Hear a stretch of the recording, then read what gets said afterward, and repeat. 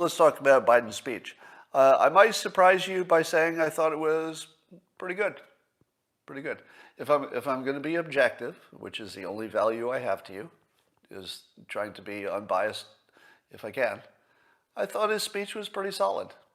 Meaning that what he was trying to do was project empathy, and he gave us some dates, which I wanted. I wanted to hear a date when he thinks he can get the vaccinations. May 1st, everybody should have access to it. It's good.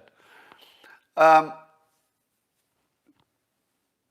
I'm seeing your comments about whether Reagan was as bad. A little bit of a disagreement about whether he was as bad. Some say yes, some say no.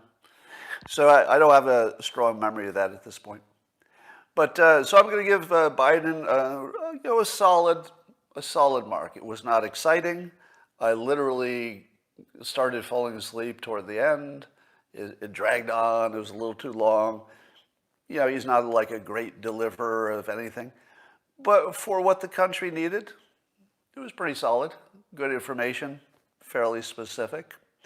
Now, of course, the thing that everybody's mocking is the... I think everyone who watched this had some kind of similar feeling to it. When he was saying that by 4th of July, he's hoping that people can get together for their 4th of July barbecues and whatnot, and then he slipped in, but not large groups. And I'm sitting here thinking, what did you just say? And then he sort of, I think he clarified it again, you know, that you'd be able to have 4th of July, but not in a large get-together. To which I and something like 300 plus million Americans, or I don't know, whatever, tens of millions were watching the speech, simultaneously said to themselves, see if this happened in your head. Did you simultaneously, all over the country, say to yourself, fuck you. Fuck you. Here's what's going to happen on July 4th. I and every one of you are going to make your own fucking mind up about what you're going to do. And the government's instructions to you by July 4th, because by then it's a different situation, we hope. By July 4th, it's not the government's decision. And even their suggestion will be taken as a suggestion, all right? By July, people are going to do any fucking thing they want. And I don't think there's any way around that. Now, a lot of people will want to play it safe.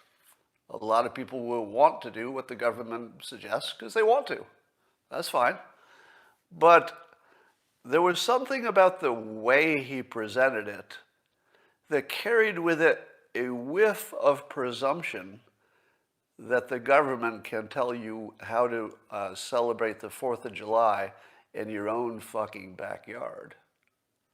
And that didn't go down well, did it? How'd that feel? Didn't feel good. Didn't feel good. And I've been quite supportive of the government having some, you know, a big hand in the pandemic. I think sometimes the government needs to be the one with a big hand, or a big footprint, I guess. But that would be too far, right? There's a point where everybody says it's too far, and I think Biden reached that. So that's not the biggest problem in the world. The other thing about his speech is that there was a lot of darkness and gloom, and it was kind of long and boring and low energy, but it got the job done. Here's a question I have for you. If you believe that Biden is doing a good job with pandemic management, and I would say he is. Does anybody disagree with that? Is there any disagreement that Biden is, the administration, is doing a solid job with the, I would fault him with school openings. He should put more pressure on the teachers' unions. That's a big deal. But I feel like it's, you know, happening. Like people are going back to school already. Vaccinations are looking pretty solid. Messaging looks pretty good. I think he's solid. But here's the question. What is it that Biden has done that the Trump administration would not have, you know, predictably done? So, for example, under Biden, the rate of vaccinations is way up. Well, don't you think that would have happened under Trump as well? Because we know that however it starts is going to be slow compared to, you know, how quickly it will ramp up. So I don't see any reason that we should assume Biden did a better job. I don't see any evidence for that. And in fact, Trump might have put more pressure on teachers' unions, although that could have been counterproductive. You could make an argument that if Trump had gone harder at teachers' unions, they would have just hardened their stand against him. So it's hard to predict. But I don't think there's any reason to think Biden did a better job than Trump would have if he'd been in office. Join me now for the unparalleled pleasure, the dopamine hit of the day, the thing that makes everything better. It's called the simultaneous sip, and it happens now. Go.